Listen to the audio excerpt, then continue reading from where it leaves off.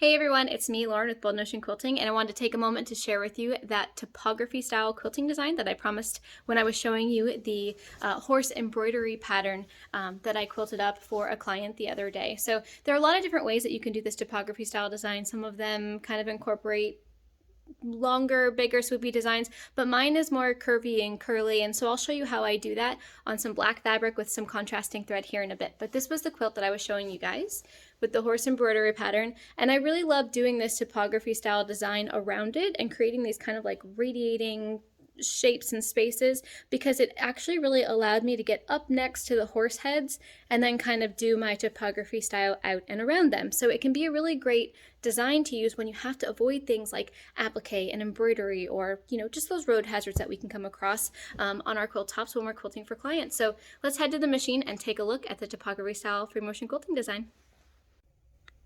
This design is really very easy. It's just something that you're going to want to kind of come out, up, and around, create your space, come in and fill it, but you need to leave yourself enough space to track and travel out. So we're going to come out and around and create our space, long swoopy lines.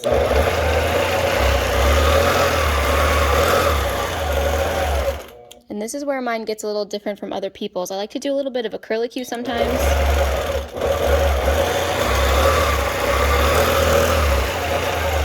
And you'll see I don't love to keep my lines even distance apart.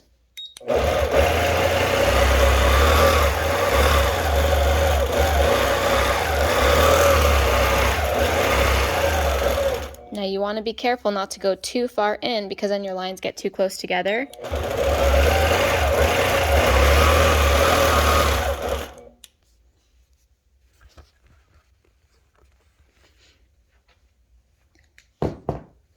Gonna come out and create that other space.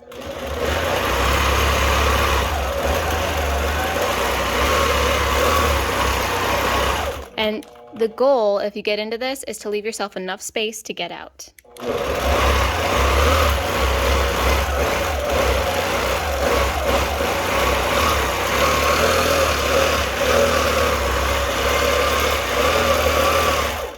And then I love to take my next line and to close off this gap between the two, and that really draws your eye out and around the whole quilt top.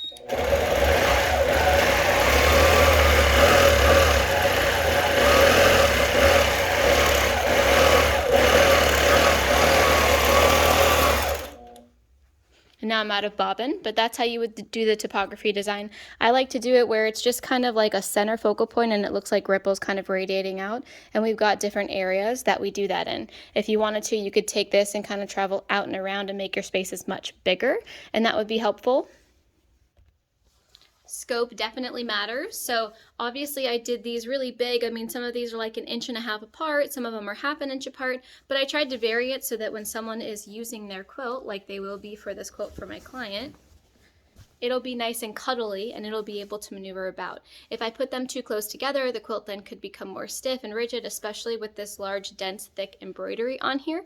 But just remember that scope matters. So flip side of that, if you wanted to put this into some really awesome custom quilting, you'd be able to do that. You just have to obviously make everything a lot smaller, and your lines are going to be more like 1/4 inch apart to 1/2 inch apart, and you can do that as a really cool, intense background fill. So I hope you enjoyed this tutorial today. Please like and share, subscribe below if you're on YouTube, and make sure to share with other people who would like to get out of their stipple zone but honestly do something that is quite frankly very close to a stipple, but just a little bit different. It's those little things that push us, that allow us to really broaden our horizons when we're pushing ourselves to do better in our craft. So thank you guys for joining me today. Again, I'm Lauren with Bold Notion Quilting. Please like and share, leave a comment below. Have a wonderful day, y'all. Happy quilting. Bye.